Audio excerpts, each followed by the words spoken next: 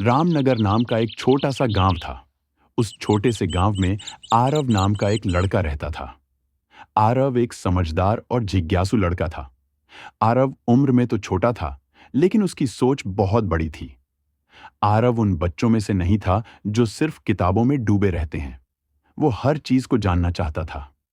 जिंदगी क्या है, सफलता क्या है, और असली मंजिल कैसे मिलती है। इस तरह के ढेर सारे सवाल उसके भीतर चल रहे थे।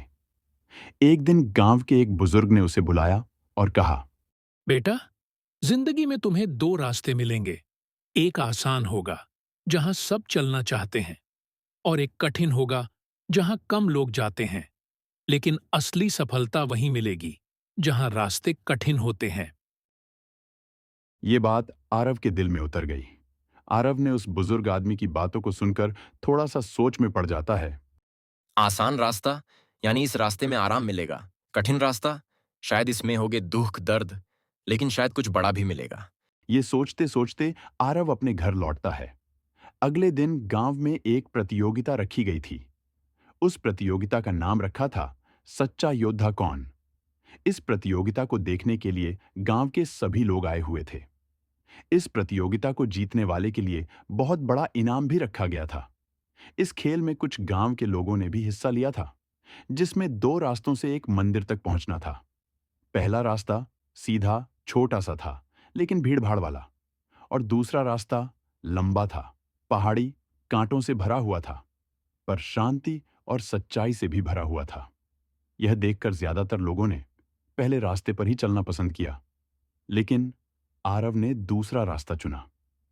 इस रास्ते में आरव को कई बार गिरना पड़ा, पैर में चोट लगी, अकेलापन भी हुआ, पर उसने हार नहीं मानी। हर बार उसने खुद से कहा, चलो कोई बात नहीं, ऐसी छोटी मोटी चोटें तो लगती रहती है। जो गिरता है वही उठता है और वही सबसे ऊपर पहुंचता है। चलते चलते रास्ते में आरव को एक बुजुर्ग साधु मिले, जो खुद उस कठिन रास्ते से चलकर जीवन की सच्चाई पा चुके थे। उन्होंने आरव को देखा। उसकी हालत देखकर उन्होंने आरव को पानी पिलाया और कहा, डरो मत, तुम अकेले नहीं हो। तुमने जो रास्ता चुना है वह कठिन जरूर है, लेकिन कठिन रास्ते पर ही असली लोग मिलते हैं। उनसे आशीर्वाद पाकर आरव फिर चल पड़ा। आरव आगे बढ़ता गया। कुछ समय बाद आरव मंदिर तक पहुंच गया। जब दोनों रास्तों के लोग मंदिर पहुंचे, तो पहले वाले भीड़ वाले रास्ते से आने वालों लोगों ने देखा कि मंदिर का दरवाजा बंद है। वह दरवाजा जो सिर्फ कठिन रास्ते से आने वालों के लिए खुला था, वहीं से असली मंदिर में प्रवेश होता था, और वहां केवल आरव और कुछ ही लोग पहुंच पाए थे। आरव मंदिर में पहुंच जाता है। उसे देखकर मंदिर के पुजारी ने कहा, आओ बेटा, इधर आकर बैठ जाओ। बहुत थके होगे, ये लो पानी पिलो।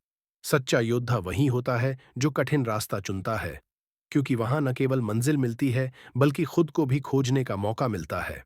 इस तरह आरव प्रतियोगिता जीत गया और उसे इनाम भी मिल गया। उस दिन आरव की आंखों में नमी थी, पर सीने में एक गर्व की आग जल रही थी।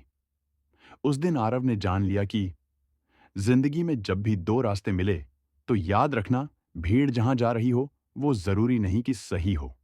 जो रास्ता कठिन लगता है, वही अक्सर तुम्हें वहां ले जाता है जहां तुम असल में जाना चाहते हो।